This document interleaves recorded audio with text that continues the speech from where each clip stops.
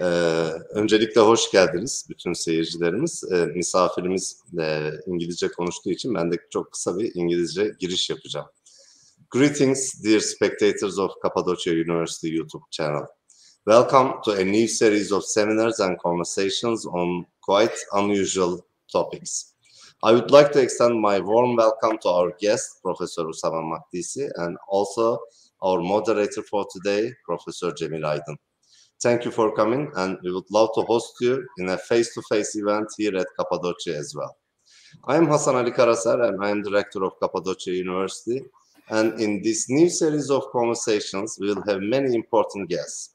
They are all leading intellectuals from all over the world and contributing our knowledge on many different topics.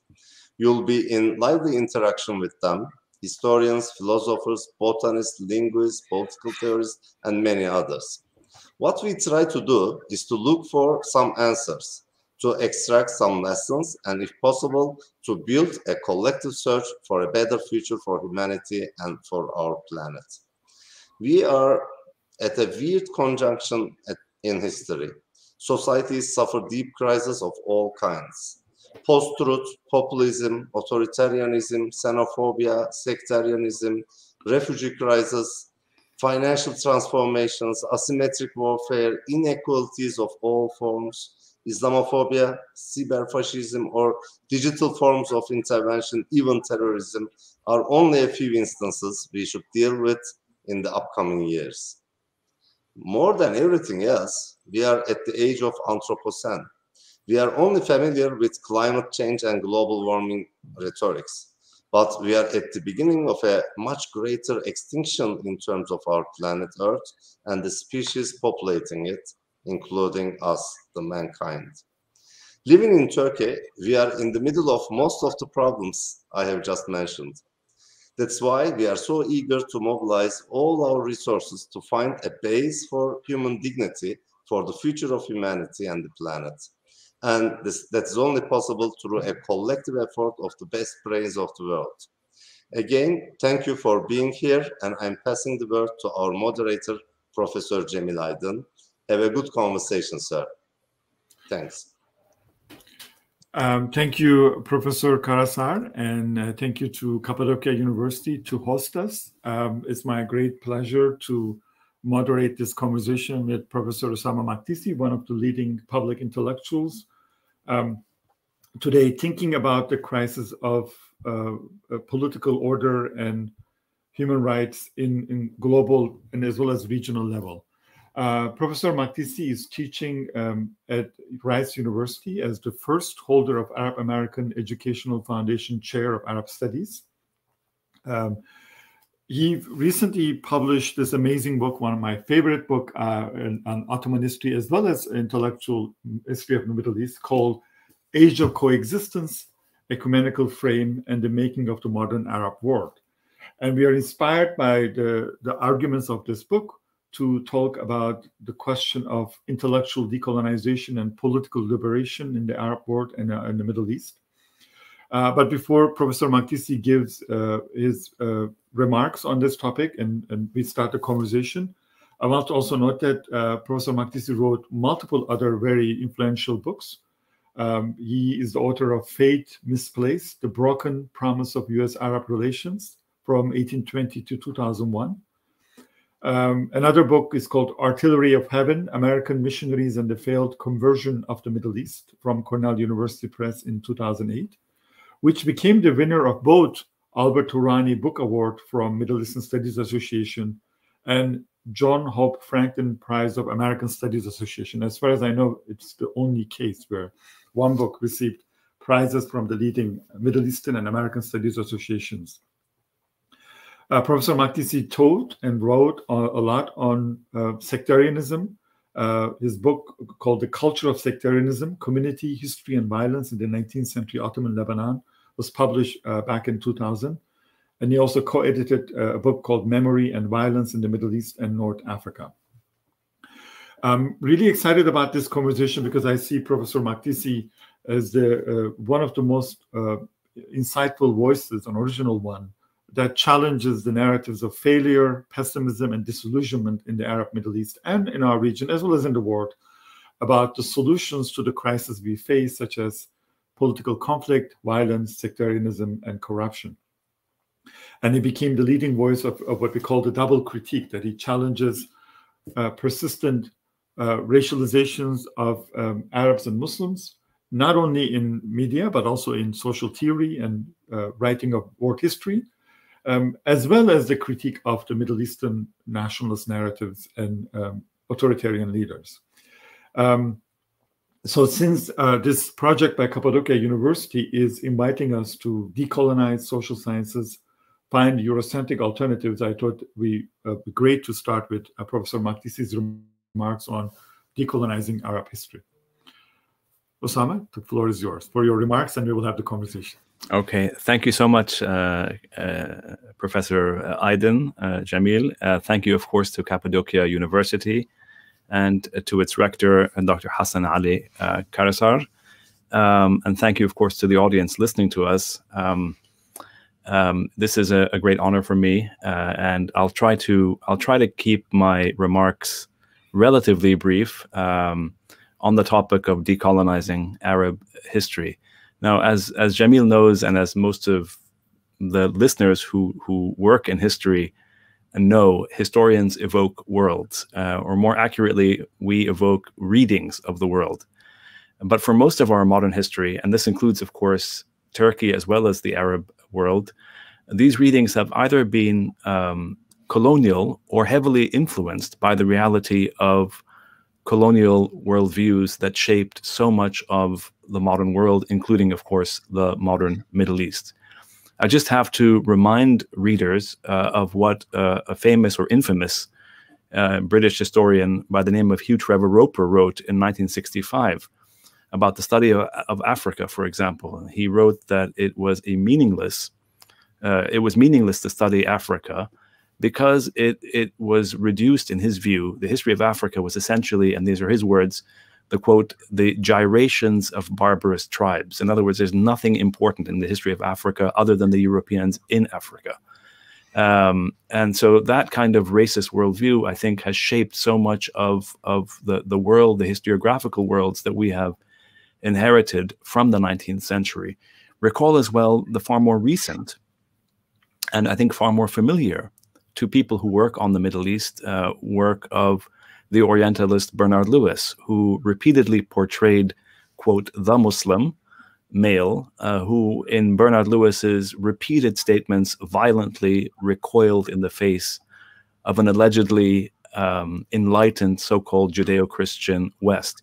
And recall as well how Lewis and many Orientalists besides Lewis, this extremely bigoted view of an extremely diverse Islamic world has been echoed far and wide across the mainstream in America, in Europe, from Switzerland to Austria to my own state here in Texas and across the United States, frankly.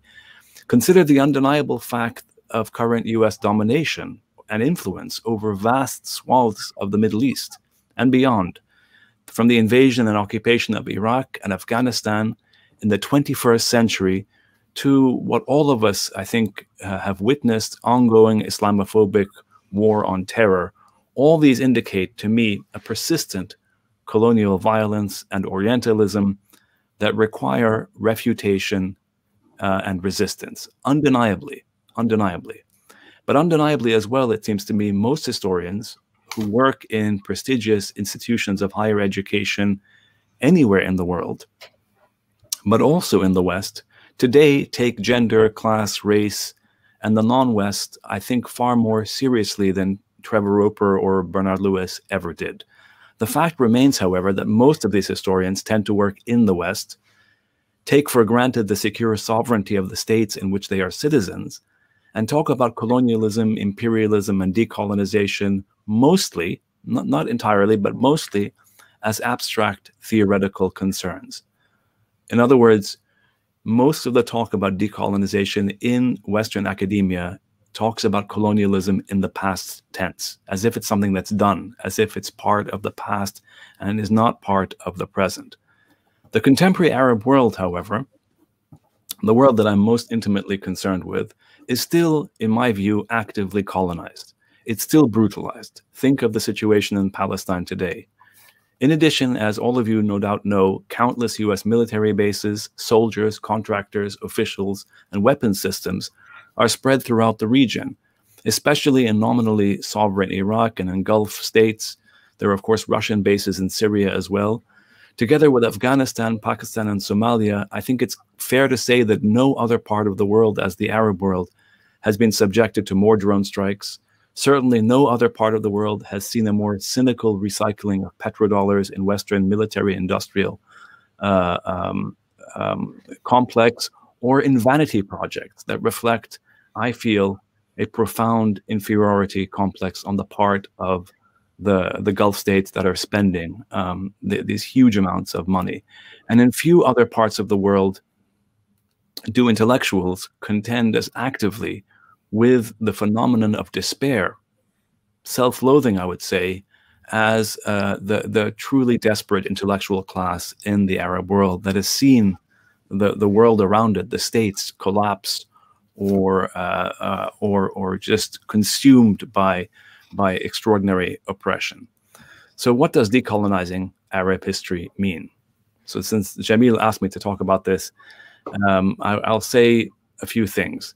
First and foremost, and this goes without saying, there can be no discussion of decolonization of history without a decolonization of people and politics. So if decolonization and talk about decolonization is not tied to an active commitment to liberation and equality of and within the modern Arab world, the notion of decolonizing anything is surely a meaningless academic slogan. But to the extent that decolonizing history connotes a serious endeavor, in other words, it's something that we really believe in, it has to begin by acknowledging that the Arab world was the last site of aggressive Western colonialism after the First World War, and that the Arab world remains until today subject to this colonialism a century later, or at least the consequences, the direct consequences of this colonialism a year later. As I said, Iraq was invaded in the 21st century, not in the 20th century or the 19th century. In fact, it was also invaded in the 20th century by the British. Decolonizing history is an ethical and political project as much as it is a pedagogical project, insofar as any commitment to equality and liberation is essential to any truly secular history of humanity, which is what I understand this project by Cappadocia University is aspiring to. Remember that the Arab East, in other words, the Mashriq, what is today Syria, Lebanon, Palestine, Jordan, was colonized after Latin America, after South Asia, after Southeast Asia, and after Africa. Scholars of the Middle East, especially historians and political scientists of the region, never seem to appreciate or stop and think about this stunning lateness, this temporality of colonialism, this ongoing colonial condition. The European San Remo Agreement of April 1920 formalized the mandate system in the Arab East. The Draconian Treaty of Sèvres of August of 1920 partitioned the Ottoman Empire among European colonial powers and others. San Remo occurred 4 decades after the Congress of Berlin, which partitioned Africa.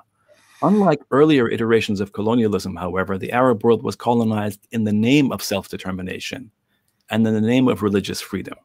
Recall the language of Article 22 of the League of Nations that invented the fiction of mandates to justify a racial and colonial hierarchy in which provisionally independent nations in the Middle East were coercively subjected to open-ended European tutelage.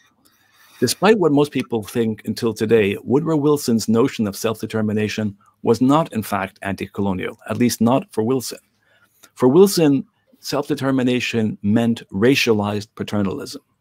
While most peoples in the colonized world, in the Arab world, in Turkey, in Korea, in Africa, across the world, understood self-determination to mean what we today understand it to mean, self-evident self-determination of your political future, free from colonial domination, Wilson and the European powers did not mean that when they used the term self-determination. Wilson believed in racial segregation at home in the US, and for him, self-determination was applicable only to certain races and peoples, and not all peoples. He was not interested in abolishing colonialism, but rather in regulating and institutionalizing colonialism along new paternalistic lines that opened a certain limited space for certain colonized peoples to petition what Wilson believed to be a manifestly superior Anglo-Saxon or French power and tutelage. But for Wilson, self-determination did not apply to the oppressed Blacks, African Americans in the United States, or of course to the indigenous population already colonized in the West.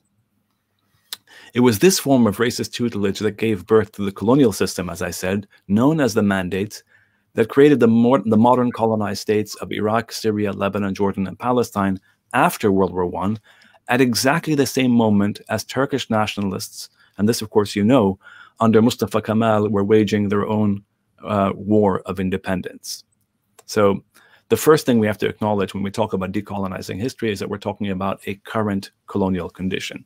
Second, to decolonize Arab history requires us to banish the insidious idea that is at the heart of so much colonial and contemporary discourse in the Arab world. Again, Turkey I'm not so familiar with in terms of the contemporary discourse, but in the Arab world, the idea of an advanced, secular, and liberal West that is constantly represented by, especially by liberal intellectuals, as an unproblematic place of salvation, aid, assistance, culture, progress, science, technology, secularism, and freedom. This is a projection, and this is a projection of an idea that reflects it seems to me, a profoundly misreading of what, in fact, the complexity of Western states. And it's an Orientalist projection of an idealized West, which has been used in the past to justify supremacy over all other non-Western cultures, including Islamic ones. The idea of a dehistoricized, advanced West has also, and this is, for me, the more insidious part, has been internalized by Arab and Muslim, and I'm sure Turkish intellectuals. Not all, of course, but some. How often have we read Ottoman, Arab, Muslim, and Turkish intellectuals claim that we are behind the West? And yet, how often are these professions of our backwardness, our sectarianism, our ignorance, our fundamentalist religiosity, as real and as genuine as these problems actually are, as historical as they may be, how often are these professions of our backwardness related to the history of extreme violence, racism, Islamophobia, evangelicalism, and settler colonial genocide that are part and parcel of the same secular United States or France that are always or typically celebrated as exemplary nations, advanced nations? Almost never. How many Turkish, Arab, Armenian, Iranian, or Kurdish scholars have grappled with the profound history of racism and injustice in the United States or France, even as they make absolutely vital points about the intolerable state of injustice and inequality at home in Turkey, in Iran, in Syria, in Iraq, or anywhere else in the Middle East? These are the questions I think that we need to ask and grapple with seriously. My point, of course, is not to stereotype the West, but to historicize it. The intellectual decolonization of the Arab East requires and demands the historicization of the West and the Middle East. You cannot idealize one part of the world to condemn the other. We must, in other words, and in short, stop idealizing the West in order to advance claims about injustice in the East. Secularism has never been an innocent or uncontested project anywhere in the world, neither in Western states nor in our part of the world. Think about racism in France towards Arabs and Muslims in the name of laïcité or secularism. Think of rampant Islamophobia in the secular West in the name of free speech. Think of all of the relationship between the rise of secularism with colonialism and global capitalism. Instead of cliches about East and West, we must begin a much more difficult and politically much more challenging task of relating conditions and histories of injustice and equality, as well as the struggles for justice and equality in different parts of the world, including our own. So to decolonize history is not simply to say and point to Western histories of oppression, but to grapple with our own as well. And ultimately, the most difficult part, to relate coeval, in other words, happening at the same time, and often codependent manifestations of injustice that manifest in different parts of the world. Consider the fact that 19th century racism in the United States emerged as a problem of citizenship at exactly the same time as 19th century sectarianism and separatism in the Ottoman Empire emerged as a problem for the Tanzimat and for Ottoman citizenship. The difference, of course, is that Arabs and Turks and Kurds and Armenians and Iranians did not intervene in Western affairs in the manner that Western powers intervened in the East. That is basic history. My point is that sectarianism, like racism, are problems of modernity and modern geopolitical formulations, not antiquity.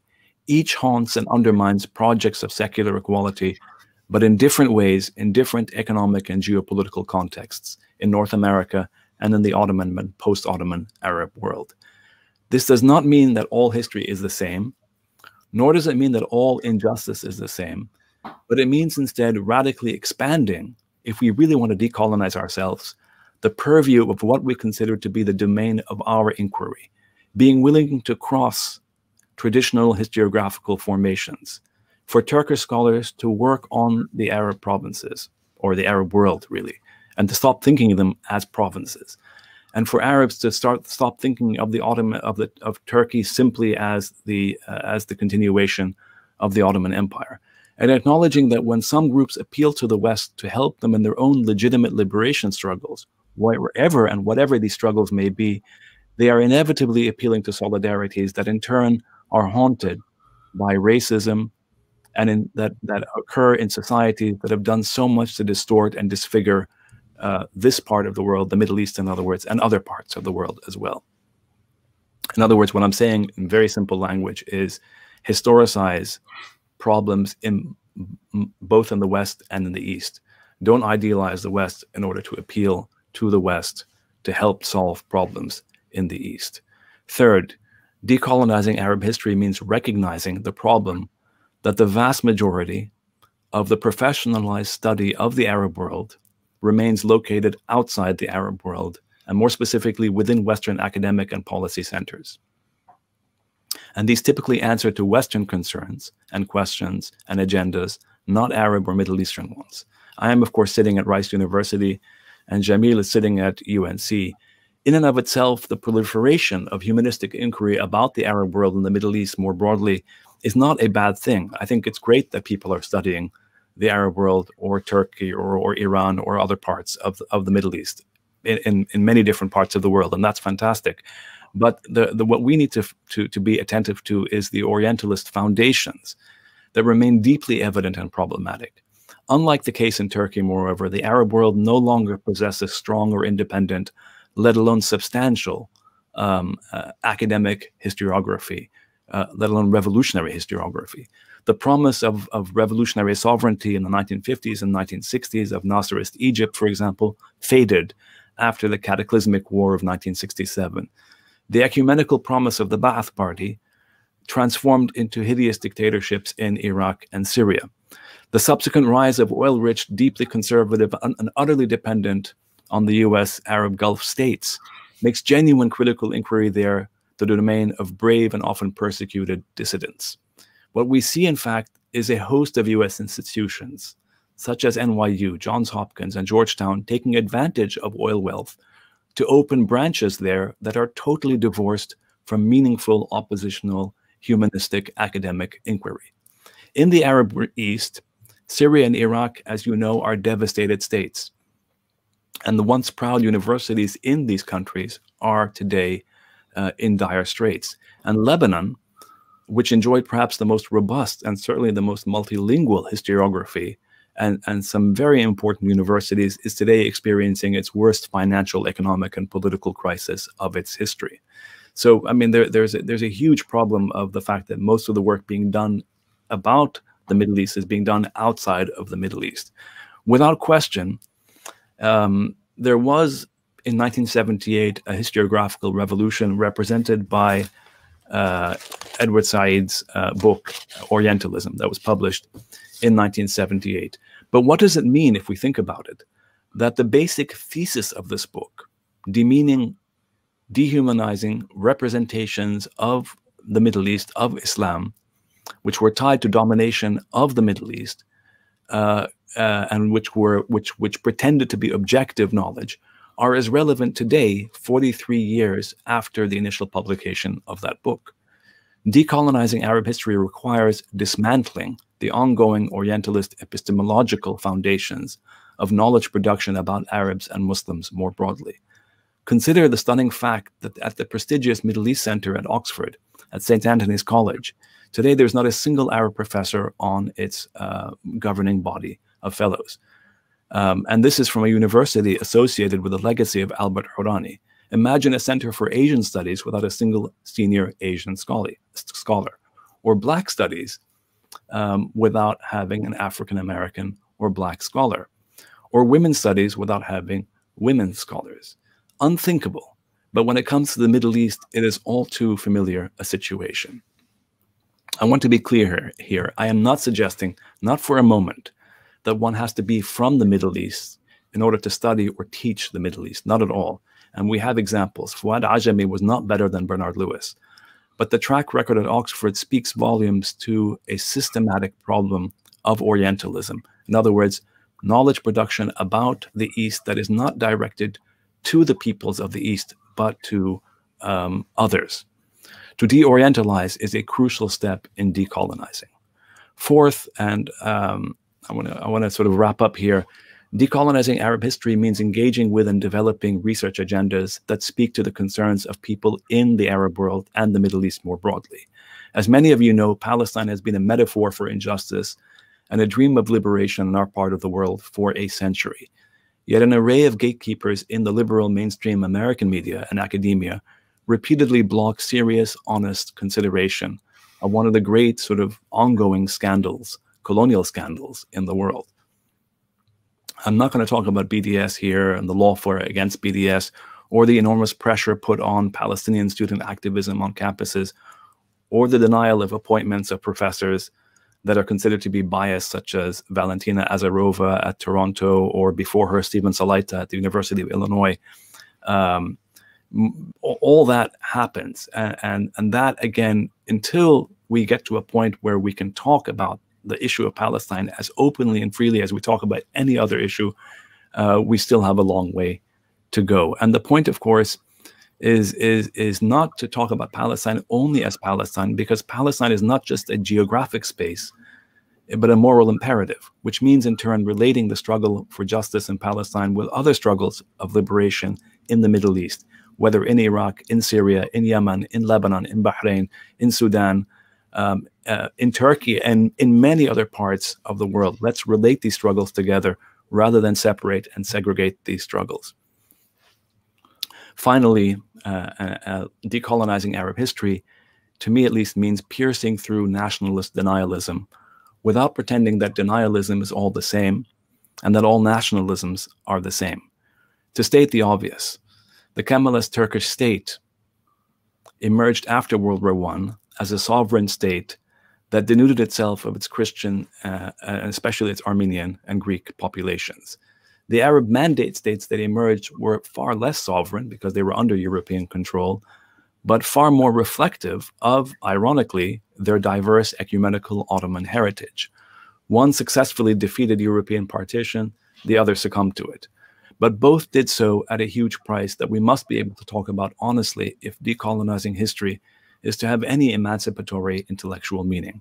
There is no point, in other words, replacing Western myths with nationalist ones of our own making. Instead, let us contend honestly with the history of the Ottoman and post-Ottoman past in all its aspects, in its positive and negative aspects, whether we're talking about the Armenian genocide or the Nakba of 1948, or with the repression within Arab states regarding various ethnic and religious minorities, as well as the repression of these states of their various Muslim majorities, or the reality of ongoing American domination over the Arab world today. Decolonizing means owning our own history without being blind to the history of others. It means engaging honestly with taboo subjects, but also asking why these subjects became taboo in the first instance. Most of all, decolonizing history requires us to understand that if we don't narrate our own history, others will, on their own terms, not ours. If it is to have any meaning ultimately, decolonization in its truest sense should lead us to a more secular, a more honest, a more ecumenical, a more worldly, community that celebrates the plurality of human experience far more than the narrower sectarian and nationalist communities in which we are so often trapped. Thank you. So, Jamil. Thank you, Ussama, for this wonderful and eye-opening, very insightful original introduction.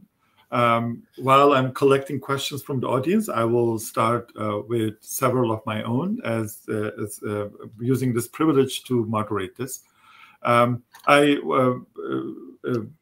found the reference to Professor Edward Said's book on Orientalism very important in this, because he made this warning about the dehumanization of the Arabs and Middle Easterners and Muslims in American academia, in European social sciences, despite the political decolonization that is happening. So he was indicating that the intellectual decolonization hasn't ended, that the stigmas and the narratives of dehumanization continued. And in this regard, I found your book a great complement, a good example of post-Orientalist, post-Said scholarship, that some of the insights that he was offering, you are exemplifying this scholarship.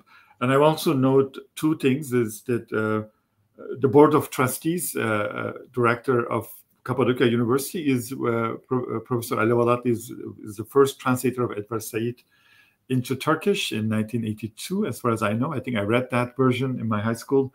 And Professor Said was also your uncle, so you have family relationship in addition to intellectual relationship.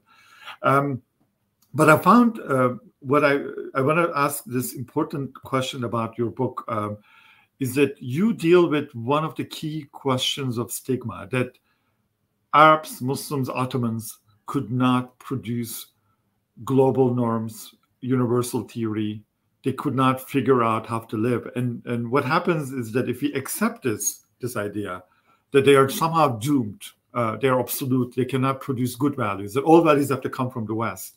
What happens is that even if we reject the Western values, we end up imagining an alternative. Like the Arab intellectuals who were critical of Eurocentrism, colonialism, they tried to go back to Ibn Khaldun or early Islam to find inspiration and alternative. But what you're showing is something extraordinary. You're saying that Ottoman Arab intellectuals of the late Tanzimat period, especially after 1860, already developed a good imagination, a very healthy imagination of coexistence, ecumenical coexistence, which was in their own way a form of secularism while respecting religious diversity. And they were all citizens of an empire, reforming empire. And there is an erasure of this legacy, both in post-Ottoman states, especially in Turkey, as well as in the Arab land. So Turkish students and scholars do not know Butrus al-Bustani, even though he was almost like a Namık Kemal, another Namık Kemal, believed in Tanzimat project. Vice versa, the Arabs do not know about Namık Kemal or other Tanzimat intellectuals. And there is some important implications, because you're changing the script, changing the narratives, that the Europeans who came to colonize the Middle East did not bring better ideas of pluralism, democracy, constitutionalism. In fact, they actively undermined and destroyed it. Can we talk briefly about this project that you're engaged in, which also makes Palestine not an exception, but a symptom, the colonization of Palestine, a symptom of a broader epistemic intellectual colonization? How did you start interested in this Arab ecumenical Ottomanism, and what are the implications of this framework? Thanks for that question, Jamil. I would say, honestly, the start is our lives and our existence. Like so much else, it's biographical in the sense of, I know, having grown up and lived in Lebanon, that and traveled across many different parts of the Mashriq, as well as in Turkey, I know that there is obviously a profound history of coexistence. I also know that that this history of coexistence either tends to be romanticized and idealized, and in other words, dehistoricized, or it tends to be denigrated and dismissed as artificial, which is even worse, frankly. And so for me, the idea was how then to write a history that locates the Middle East and the people of the Middle East, whether they're Arabs or, I mean, my focus was, of course, on the Arab part, on the Mashriq, but how to locate people from the Middle East as producers of an extraordinarily important and beautiful history of coexistence that is incredibly complicated, that can't be reduced to just saying, oh, everything was great and everything was, or everything was terrible, but actually write a history with all the complexity, because the beautiful part of history, as you know, as a fellow historian, is narrating stories with complexity, but with meaning as well. And so, and ideally emancipatory meaning. The idea is that we write so that we stop saying, like so many, as we know, so many intellectuals in our part of the world who say, we have failed and we're backwards and we're this and we're that. And I find that incredibly defeatist. I find it ahistorical, more than defeatist. I just find it completely lacking any sense of history. And above all, there's no sense at all that as we struggle with equality and secularism and citizenship and creating modern states that actually give their citizens, and not just citizens, people who are in their states who are not citizens, a sense of justice and equality, or denied that sense of justice and equality. Very similar struggles, or parallel struggles, a better word, are happening in other parts of the world. So the West is not better than us, it's different. The difference is, of course, that the West impinges upon the East in a way that we don't impinge on the West. And I think that's part of what I was trying to do, trying to say, stop allowing disillusionment to narrate the past. Actually try to understand what was actually really important in the heritage of our past, this history of coexistence, but do so without again romanticizing it and without denigrating it. Well, I'm hoping that this book will soon be translated into Turkish, and so am I. The reason why I'm saying this is that you uncovered in the book an extraordinary number of Christian Arab intellectuals, as well as Muslims, who believed in the Tanzimat project of coexistence and constitutional rights and citizenship. And you are showing that perhaps the Arab provinces of the Ottoman Empire were the most successful zone of Tanzimat vision, of a self-strengthening empire that gives rights to its subjects and equality. And this is really crucial, because this says a very different story about Nahda. It shows the Arab Renaissance, it shows its Ottoman context. And it also says something very new about Nakba, that is the plight of the Palestinians. Because the plight of the Palestinians seems just an attack on a small group of people, but it's also an attack on a large legacy of coexistence and living together in this region of the world.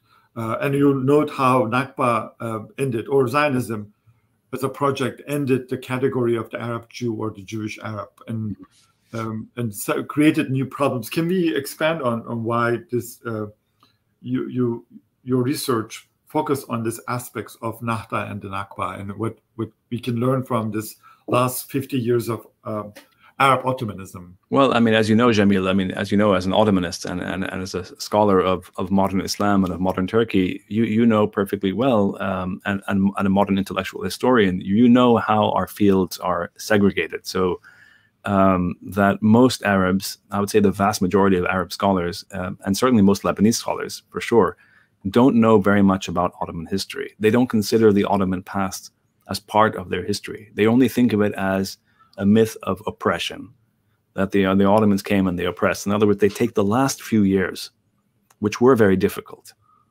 which included famine and which included war and which included conscription and all these things.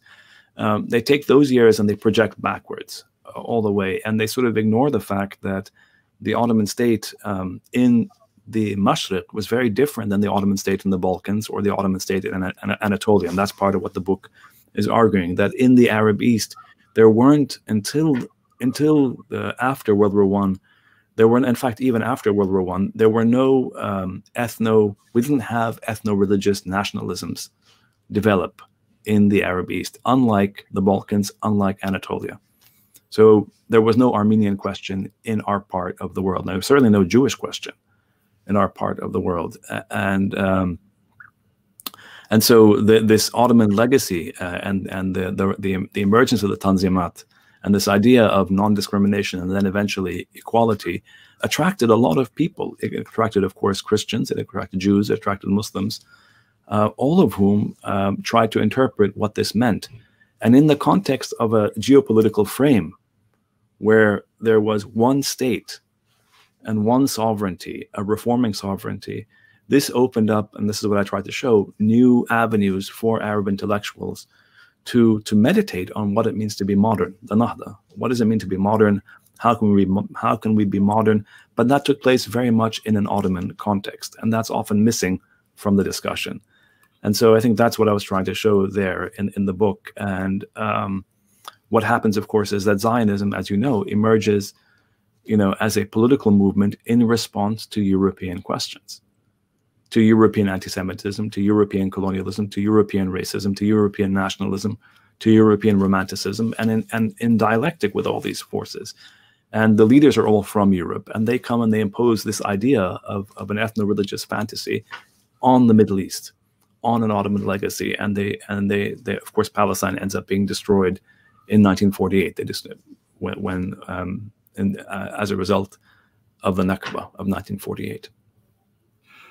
Well, in that context, I think your earlier work on sectarianism was already making this case that the idea of fact, the Catholics and Orthodox Christians and the Muslims and their conflict, Jews in Lebanon and beyond, you were highlighting that this was not inherited from 1,000 years earlier or from early Islam. You mean sectarian conflict? That's coming things, the sectarian conflict. This is, I think, also referring to Obama's generalizations that there's nothing America is guilty of or can do. Jews and Muslims who have been in conflict with each other for 1,000 years. And this zone, this general scholarly, but also non-scholarly political interpretation is that people in the Middle East have been in conflict with each other because they are so fanatic about their... Yeah, but that's absurd. I mean, I know that that's absolutely absurd and ahistorical. The tragedy is when people in the Middle East start accepting these myths and start propagating these myths about themselves. It's one thing to say there are conflicts, because there are conflicts. But there is no such thing as a sectarian conflict which starts from the beginning of time and goes all the way till today in an unbroken arc. It's not true. We know that as scholars. It takes a lot of work to be sectarian, just like it takes a lot of work to be anti-sectarian. In fact, it takes a lot more work to be anti-sectarian than it takes to be sectarian. And both the sectarian mobilization and solidarity and work and anti-sectarian solidarity and mobilization and work reflect a 19th century problem, the question of how to reconcile ideas of pluralism with citizenship and equality and sovereignty. And so, not surprisingly, these questions about the very word in Arabic, at-ta'ifiyya, for sectarianism, is a cognate, is a modern Arabic political, is part of modern Arabic political vocabulary. It is not medieval or vocabulary. So I think it's important for people to understand it takes a lot of work to mobilize sectarian or racial or ethnic solidarities. It's not something that just happens. People don't just wake up being A or B or C. It takes work to mobilize people in this direction or that direction. And I think I'm hoping that the Arab publics, and the book is in Arabic translation, will discover, right? Will discover a different, more hopeful vision of coexistence. Well, it's not that it's that history gives you. I mean, history is both a warning, but also a source of hope and inspiration. In the sense that there's nothing. I mean, my point is that there's nothing guaranteed or inevitable, neither positively nor negatively. But there are histories and there are lessons that we can draw from our past, and we can reconstitute elements of that past. You will never reconstitute the past, obviously, but you can take elements of that past and reconstitute certain elements, really important elements, such as the history of coexistence, such as the reality of pluralism? Why is it that we talk always about Andalusia as this great sort of moment of Muslim, Christian, Jewish coexistence, when we never talk about Syria, for example, which has a much larger and longer history of coexistence? We never talk about Syria. It's as if we always talk about Andalusia, but not Syria. Well, there's something very interesting about that. And there are great cities in Syria. There are great monuments in Syria, and there's great literature being produced. Or I'm talking about historical Syria. All these things, and so there are these elements of our past that we need to reconstitute in order to struggle and work for justice and equality. And the hard thing is not giving in to the temptation, because this is something that I struggle with, and the temptation is always to give in to I would say solidarities that feel an emotional sort of need, like this idea of being Muslim or being Christian or being Kurdish or being Armenian or being Turkish or being Arab or whatever. And my point is that's one thing, but the question is how to be these things, and can you be these things and push for equality and recognize the other at the same time as you work for yourself? I think that's the crucial part.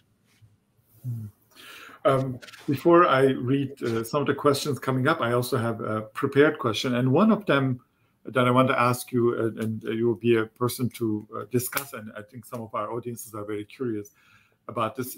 There has been a discussion on the legacy of Professor Edward Said and his Orientalism, and he's considered one of the leading humanist intellectuals of American universities, represents some sort of a post-colonial moment in American academia, but also represents some sort of a rebellion against the racialization and an increasing re-racializations of Arabs and Muslims in the 70s.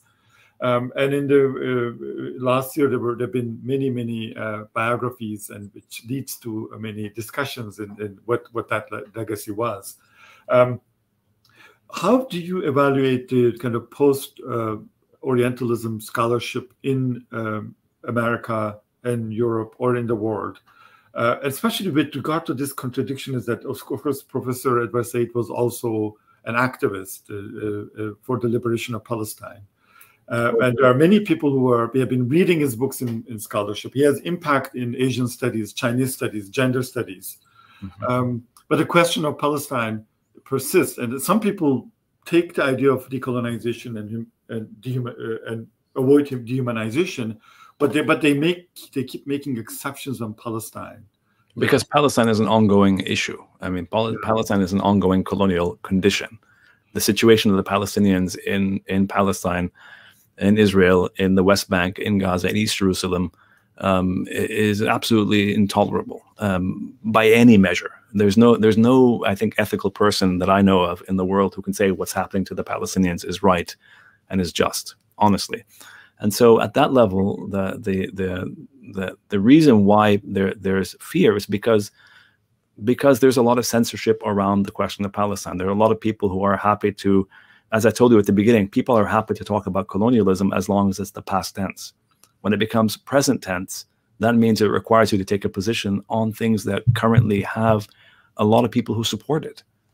I mean, and so there are a lot of people who support the whether tacitly or directly or indirectly, they support the Zionist sort of idea in Palestine. And so there's this question of how do you express solidarity with people who are being oppressed, and at the same time also offer a future, or at least suggest a future, or participate in the making of a future in which you believe genuinely in secular equality. So irrespective of whether one is Muslim or Christian or Jewish or anything else, frankly, one should live in a state of equality. How this all ties to Said's Orientalism, I mean, the thing about Orientalism, the most obvious point is that Said said in Orientalism, this is a discourse, a set of representations about the Orient, not produced for the benefit of people in the Middle East, but produced for Orientalists to help enable and justify Western domination. And the most striking thing is that the literature, the vast literature history that's written about the Middle East in the West, the vast majority of it is not directed towards people in the Middle East, which of course includes Palestinians. It's directed at others. So you're always translating somebody else on your own terms rather than on the terms of the people in the Middle East. And so I think and that's why I think Said is so interesting, because of course Orientalism is not simply Edwards' work. It also builds on a lot of criticisms of Orientalism that were expressed by Arab and Muslim intellectuals in the 1950s and 1960s in our part of in the Middle East itself. And so I think he was part of a much wider anti-colonial critique that emerged and that really rose to the fore in the 1960s and 70s. Yeah, in terms of one question, and you indicated that in terms of intersectionality, that we tend to exceptionalize the Middle East. We think that the problems in the Middle East is unique to that area, and they're exceptionally failed zone. But if we look comparatively, like Southeast Asia, Asia, and Africa, some of the problems in the Middle East of colonialism, decolonization are very common. They are linked. But what I would say is the temporality is different. In other words, you don't have a U.S. invasion of India occurring in 2003. And that certainly there is, or China, and there is that really does tell you that we have to be attentive to difference as well as commonality. And I think question is on that level, is asking that the 20th century history is supposed to move in that simplistic paradigm of non-Western world is being humiliated and colonized, but they're being liberated. There's a redemption. There is a dream of a better future and emancipation. But the argument is that actually the problems immediately emerges after independence, right? The nation states that have all these majorities and minorities, and there is some sort of a broader question that comes from the form of nation state and sovereignty. So the Middle East might not be the only place that would have the problem of the disillusionment with the transition from colonial humiliation to post-colonial emancipation. But you're also right in your scholarship showing that there is something persisting in the Middle East. And first of all, there are areas that are not, they are still being humiliated, that are not decolonized. Not just humiliated, but colonized. I mean, it's not just a question of humiliation, it's a question of colonization and domination. And not just psychological humiliation, although that's also part of the story. But yes, you're right. I mean, obviously, in many ways, the Middle East, the Arab world, is not exceptional in the sense of the extraordinary sort of disillusionment, the terrible nature of post-colonial states, the rise of national security states, the brutal sort of governments that oppress dissidents, whether in Syria, whether in Iraq, whether in Saudi Arabia, in Bahrain, any of these, although Saudi Arabia, is a different, it doesn't have the same history well, it doesn't really matter. The point I'm trying to say is that there's a history of extraordinary post-colonial, if you want to use that term, in very sort of formal terms. In other words, these become sovereign states, they become members of the UN, but the oppression and the asphyxiation of citizenship and equality in these places is real and is common to many other parts of the world. The difference, however, I think, is that we have an ongoing colonial situation in the case of Palestine. This extraordinary sort of lag, this temporal, this issue of having a settler colonial project that's unfolding right now, even as we speak. This is like sort of, it's very difficult to comprehend that temporality. We, of course, have to be mindful of the fact that there is also settler colonialism in the United States, in Canada, in Australia, in New Zealand, and so on. So it's not, and so even then, it's not entirely exceptional. But in terms of when most people talk about colonial studies and post-colonial studies, they think of India as the example, including many South Asian scholars, and they don't tend to pay as much attention to what Said, of course, was obviously deeply attentive to, which is the question of Palestine. On that context, there's one other question that it's very well linked, is that in the process of intellectual decolonization, many regions of the world are focusing on themselves and the West. So you can think about African-American or African intellectuals are talking about the black race versus the white supremacy. Asians are working on yellow race or Asia versus the West, and the Middle East talk about Islam and the West. And sometimes they talk to each other, this solidarity, but the solidarity has limits, the limits to anti-colonial solidarity. And we know that, for example, the leading African-American intellectual Du Bois, who is comparable to Edward Said, or Edward Said is comparable to him. He has very weak writings on Palestine. His writings on Palestine reproduce some of the stereotypes and the Ottoman Empire too.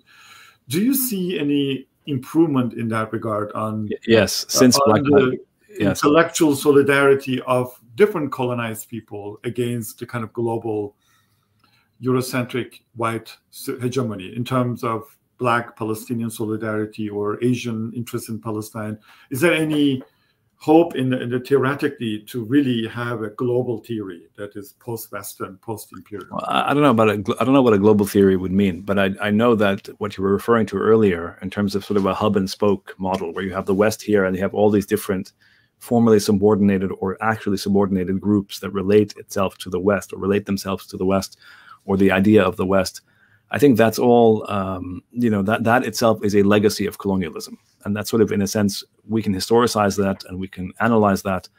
But I think to focus only on Du Bois is to miss the fact that there are many manifestations and expressions of solidarity by Black Americans and by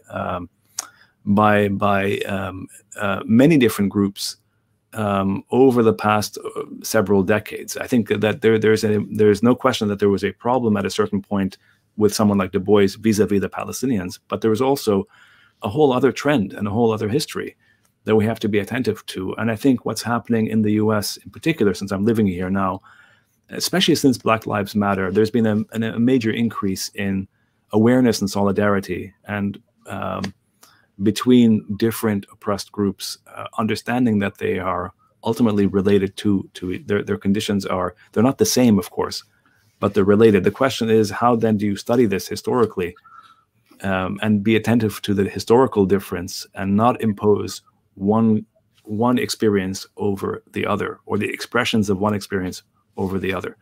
You see what I'm saying? I mean, for me, much more important is for scholars to be aware of the complexity of Western history rather than reduce the West to being in this ideal. This is the thing that I'm most resistant to, this idea when in our part of the world, in Lebanon, Syria, and Egypt, when people talk about the West or talk about how we have failed, I mean, what they're really, if you think of it generously, Jamil, at the most generous way, they're talking from their hearts about a situation of real desperation in their own societies, whether it's in Turkey or Lebanon or anywhere else. And so I can understand at that level the sense of despair. I honestly can. But I can't understand when people talk about the West in terms as if the West is not itself replete with massive, extraordinary problems of racism, sectarianism, violence, and so on. And so the idea is for us to relate different, as I said, different histories of equality, inequality, and different struggles for equality in different parts of the world, respecting the difference, but at the same time understanding that all these different struggles aspire to the same thing, which is basic justice and equality and dignity. So one question that is coming from our audience, of course, given the question, the significance of the question of the West in Turkish intellectual history, this seems like a very significant question because the West is idealized and romanticized also by Turkish nationalists. It says, I was wondering what you think about the reverse gaze studies in which the stereotyped images of the West in the literature and the art of the East, especially before the age of European colonialism, were laid bare and scrutinized. Their findings suggest that the main problem is power, that is the performance of master identity rather than Western and Eastern identity. Would you agree that historicizing power is more productive approach for common horizon?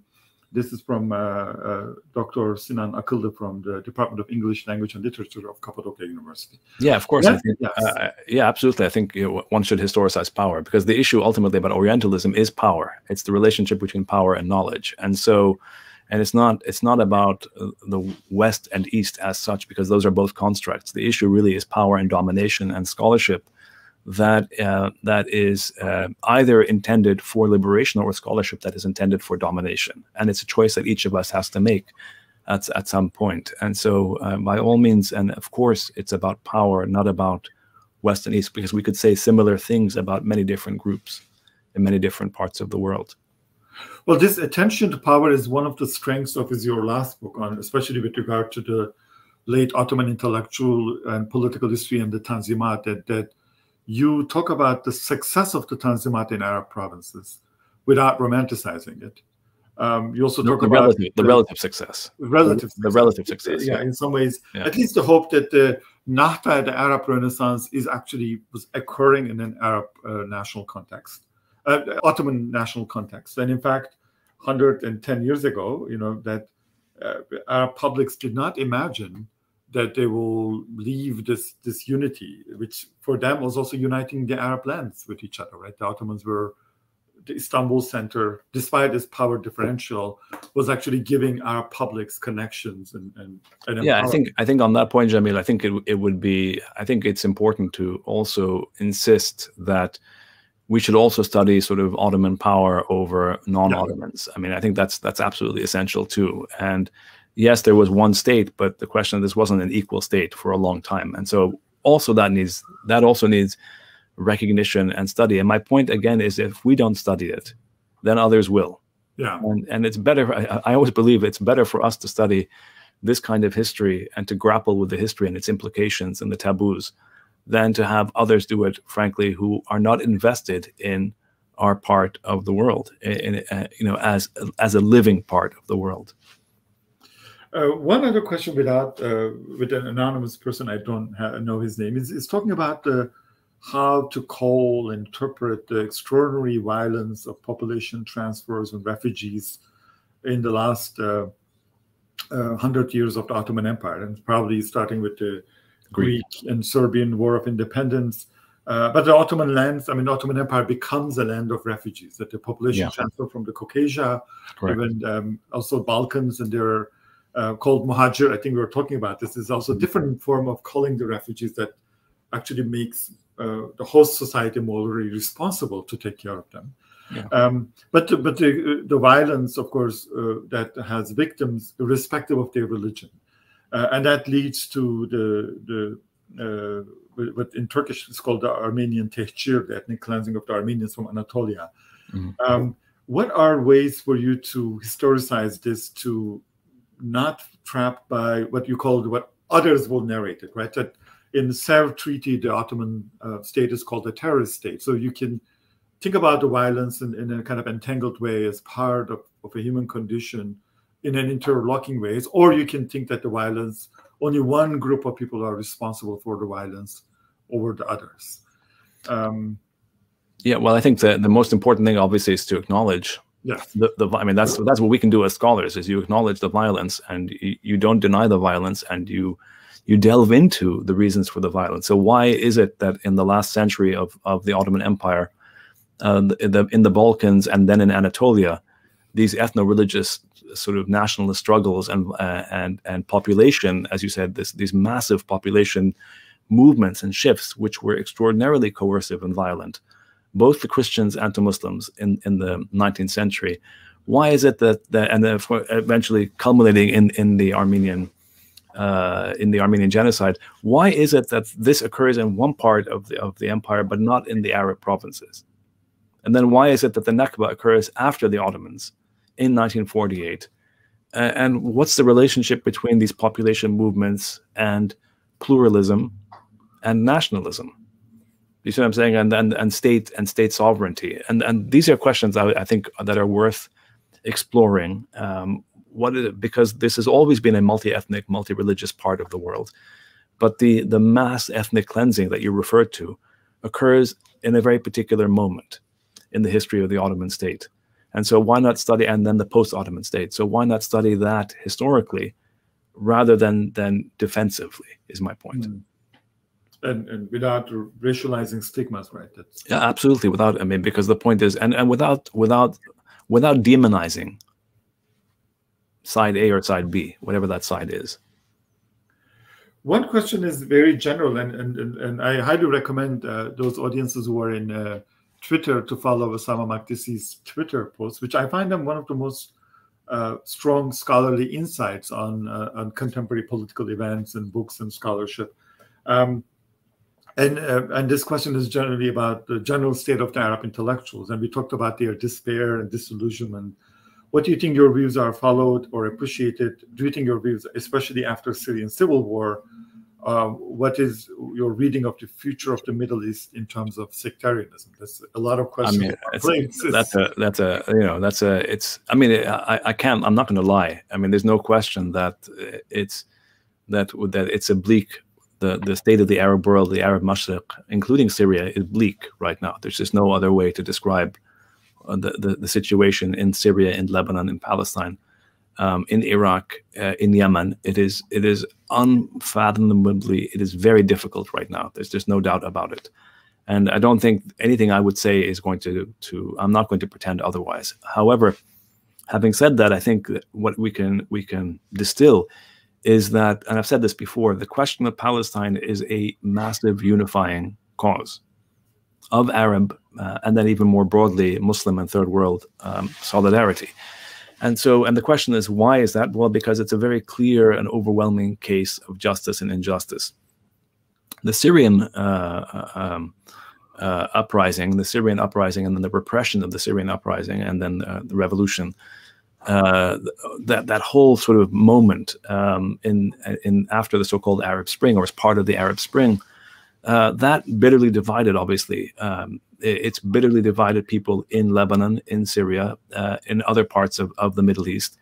But the point I would say is that yes, the situation in Syria is bleak, but on the other hand, why not relate the struggle for justice and liberation in Syria with that in Palestine, with that in Bahrain, with that in Iraq, and understand that these are all manifestations with the struggle of Kurds for rights and for justice and for equality, and Armenians for justice and equality.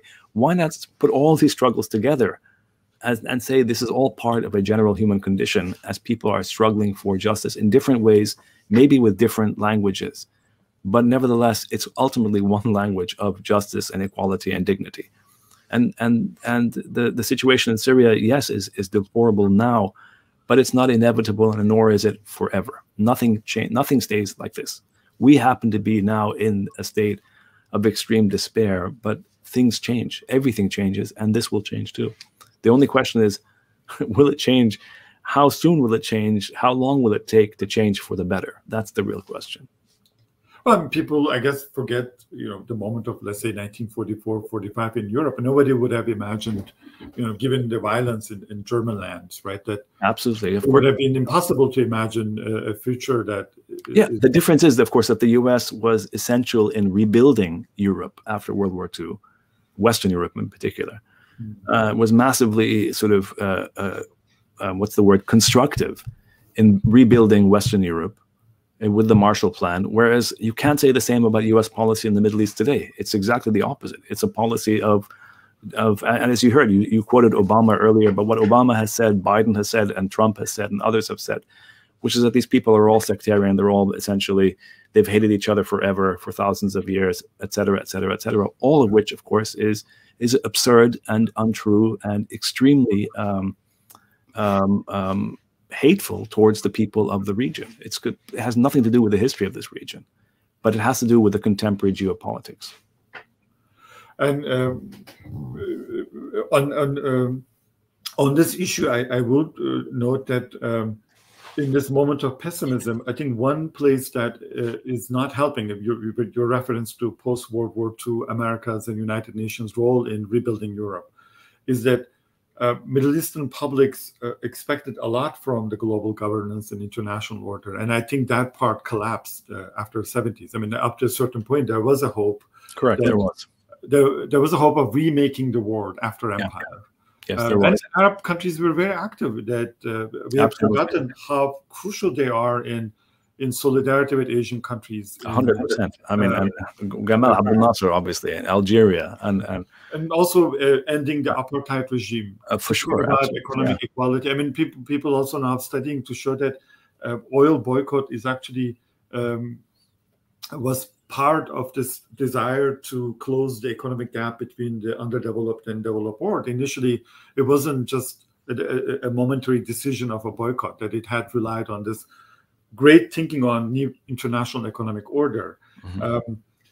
so going back to this idea of rethinking our global challenges, finding alternatives, I think one of the most sinister ways of Orientalism works is to shatter the confidence to imagine a better future.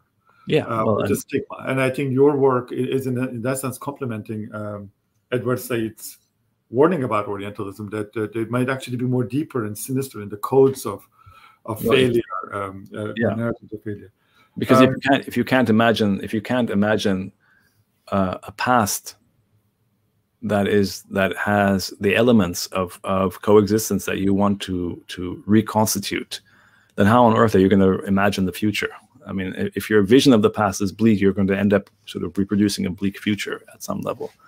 And so that's the situation we're in now. I mean, the idea is to push away the despair and start looking at history objectively, like, not when I say objectively, I mean empathetically, honestly, rigorously, and eventually you'll see that there's a lot in our part of the world that we should be I don't want to say proud of, but I want to say appreciate in all its complexity, because that is the basis for a future of coexistence on the basis of equality, which we don't actually have right now. Well, I'm getting really interesting texts, by the way. One of them is not a question. It's an offer to publish your book's translation in Turkish by Cappadocia University Press. But I guess we can get in touch with the publisher. So I'm telling the president of the university that the rights of translation belongs to the publishing company. And you can easily get the rights and I hope find a very good translator. So on that level, I do also want your linking of alternative imaginaries of future, a better future, and Palestinian liberation very significant, because in many ways, in the middle of that chaos, Palestinians become the carriers of an imaginary of a better future, reminding people what matters. Also, Palestinians exposing the hypocrisies and the double standards and coloniality in the contemporary Western liberal theory. And we have been sick and tired of all the pundits talking about liberal pundits such as Thomas Friedman in New York Times. You mentioned Bernard Lewis, which was the most evil version of that. But also even really liberal people who are interested in human rights, self-determination. They talk about 20th century history without mentioning Palestine at all, as if it never happened. That's another form of colonialism by erasure. But the worst, bizarrest case is someone like Michael Ignatieff, who's getting angry at Palestinians even more because Palestinians reveal his hypocrisy, right? That you can't be liberal because you're Zionist and you support oppression, but then you feel bad about supporting oppression. There's some sort of getting even more racist towards Palestinians because they become some sort of a test case of whether you are consistent. So is there, going back to this question of the Arab social political theory, what kind of vision do you see through the Palestinian struggle and its evaluation by the Arab publics for a kind of a new theory, a new future in global solidarity? Is there any? Well, it's an amazing sort of amazingly depressing moment at one level, and an amazingly optimistic moment at another level. In the sense of global solidarity with Palestine, I think it's never been more evident to me, and especially not in the United States where I teach. I've never seen so many students who understand, who come into the class understanding that there's a fundamental. They don't have, of course, all the details and all the facts, but there is a sense and openness, a willingness to listen and to sort of correlate the situation of Palestine with that of Native Americans, with that of Black Americans, and so on and so forth. So that has changed, I think, in ways that have been very rapid and unexpected, or maybe expected, but certainly rapid. In the Middle East, of course, as I've said, and as you know, the question of Palestine is just intrinsic. It's part and parcel of modern Arab identity. It's part and parcel of a basic sense of justice and injustice. And I'm sure in Turkey, people feel, a very similar sense. And Muslims, of course, and people around the world, a lot of people around the world just understand very basically The issue, of course, in the Arab world today is that you have massive American pressure on Arab states, almost all of which are anti-democratic, are authoritarian, are extraordinarily repressive, forcing these states to sign deals with Israel that don't actually deal with the Palestinians. That in fact, so you have the UAE and other states that are sort of openly sort of embracing Israel in ways that are extraordinarily, I mean, to say violent, it's almost like the irony is stunning. And in terms of, but these people do not represent the Arab world, and they don't represent hundreds of millions in the Arab world by any stretch of the imagination. But they are rich. They have a lot of resources at their disposal, and they have the backing of the United States. And so there's the problem we have. I mean, you can fight for justice and equality and humanity, but you're always going to face these kinds of challenges. My last question, and the question is also rescuing history from nationalism. I think you are one of the leading theoreticians of that move, especially in the post-Ottoman Middle East. And your scholarship shows a sense of double critique, that critique of colonialism and Orientalism is not enough. There has to also be critique of nationalist narratives and vice versa. And a critique of nationalist narratives alone is not enough. Yes, if you're not attentive to colonialism too. So this interconnected double or multiple critiques are very important. On that level, since our initial audience will be Turkish citizens, but also will include many Arab students. Now we have a very large Arab population. So until the very last moment of Lausanne Treaty or independence, Declaration of Independence, that is anniversary is tomorrow, there were still visions that the Turks and Arab will remain in a federation, will be connected. And unfortunately, that vision did not materialize. But after 100 years, because of various reasons, that then many citizens of Arab lands then moved to Turkey, and they are studying in school. So from your book, we always make the case for the Ottoman history students that you cannot only talk about Turks in Ottoman history, especially in the late Ottoman history.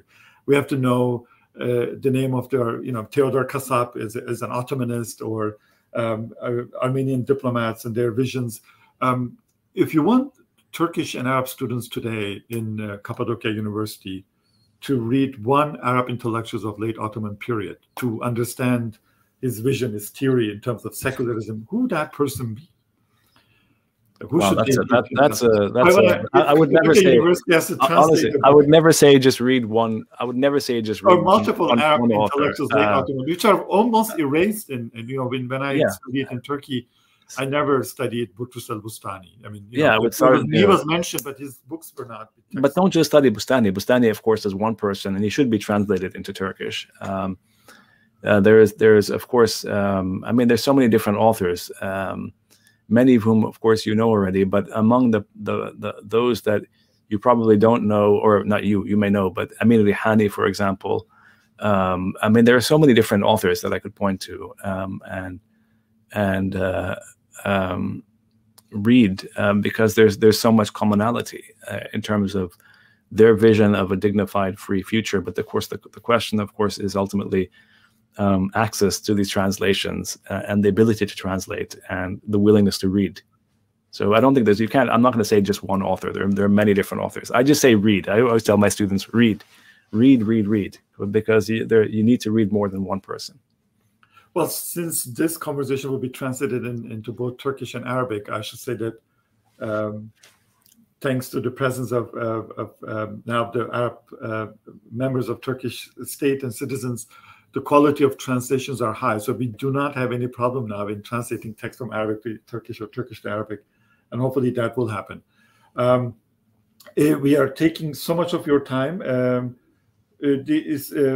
I think we are coming to the end of it, but I want to ask, just a regular fashion, what are you working on right now? What should we expect from you in addition to hopefully soon to be translated book on late Ottoman age of coexistence? I'm working on the various articles and on the King Crane Commission of 1919.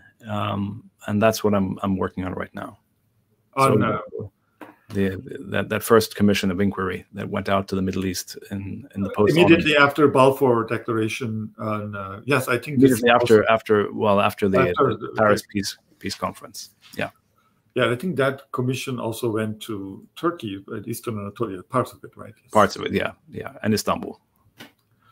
Well, thank you again for thank you for having conversations on global theory. I would like to wrap up on behalf of Rector of Cappadocia University, Mr. Hasan Ali Karasar, and also the whole team at the Cappadocia University. We want to thank you, and hopefully they will host you for the book launch of this in Turkish. Thank you. In the good city of Cappadocia, and maybe you can take the balloons over to the nice thing. I think Cappadocia University also trains students in flying balloons. So I look forward to that. Thank you, Jamil. It was a pleasure talking to you, and also greetings to the audiences in Turkey and beyond. We hope to see you in the next conversation. Thank you. Thank you all.